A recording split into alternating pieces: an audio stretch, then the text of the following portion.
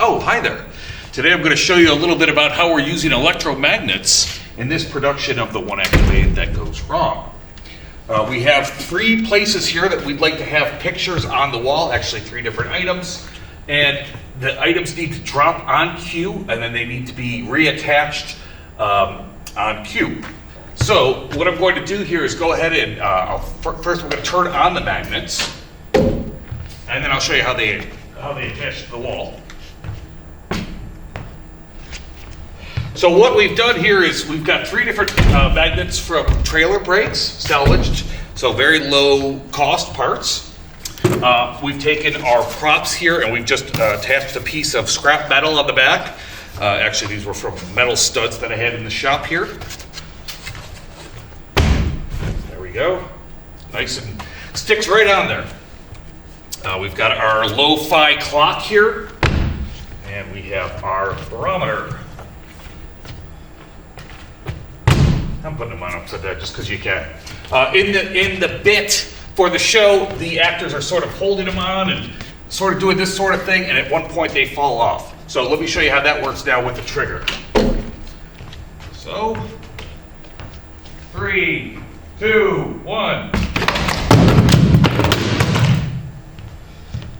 That's how it works. I just happened to be doing some maintenance work on a trailer that I own for my truck, and it turns out that inside of these trailers, trailer brakes, it's got to be, I don't think they work on, it's not the same with regular vehicles, but trailer brakes have these big electromagnets in them, and they use them to actually sort of activate the disc brakes, I guess, using a trailer brake controller. In any case, I was able to get these. I had 2 of these myself, and then the school where I work also had a few of them.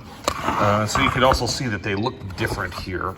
So let me just talk a little bit about how they're wired up. Basically what has to happen here is it's a very simple wiring. There's just two leads that come off of it here. I just wired up. I happen to wire up I just used scrap wire that I had.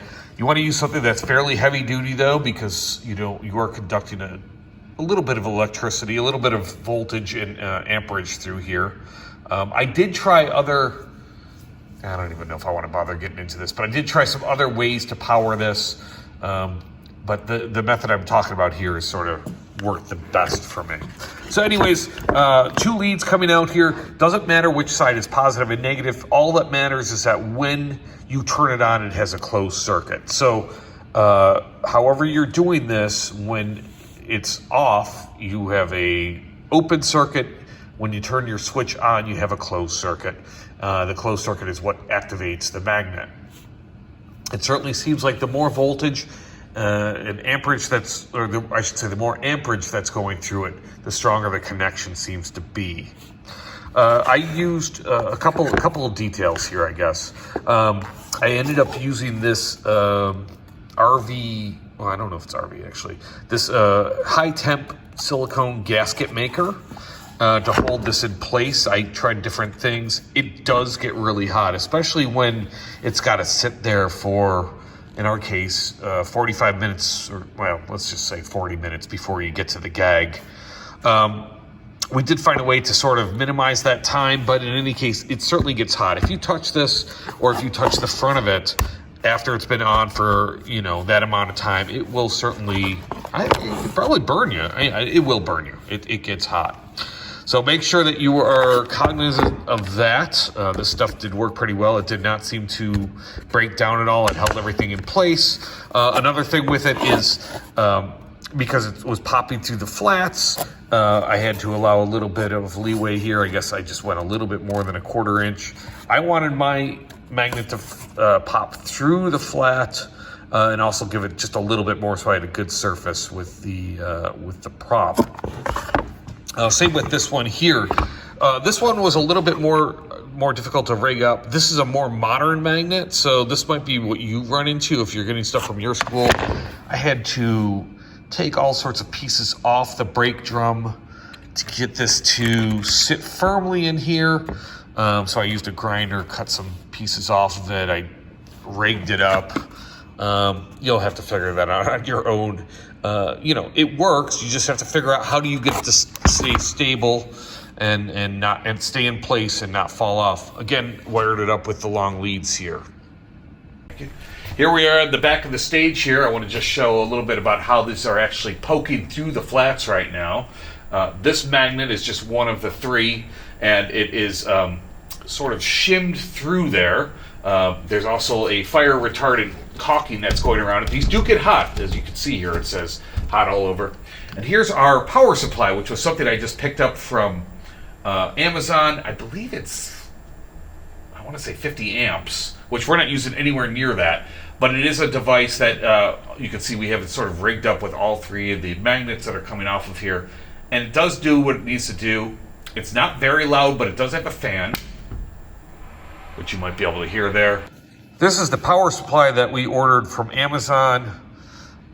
I guess I just sort of got lucky with this because I don't think there was a lot of options on Amazon. So I ordered this. It looks like 12 volt, 600 watt, definitely DC. It's got to be a DC output. Yeah, it worked fine.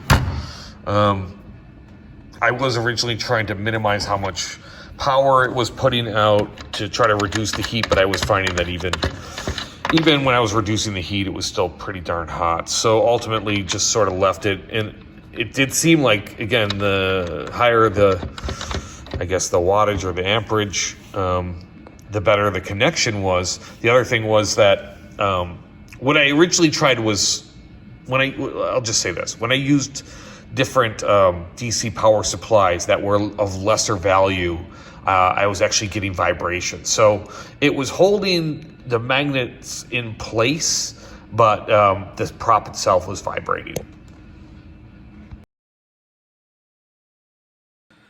Total cost on the parts was maybe $60. I want to say the power supply was somewhere around 50, I think.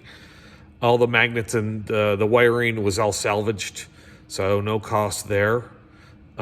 Did have to buy the silicone, again, salvaged the pieces of Luan, the wood here, to make it work. And definitely something we're going to hold on to for future use. Again, there may be better solutions out there. I just couldn't find them. So I'm putting this video together for anybody else that wants to do something like this.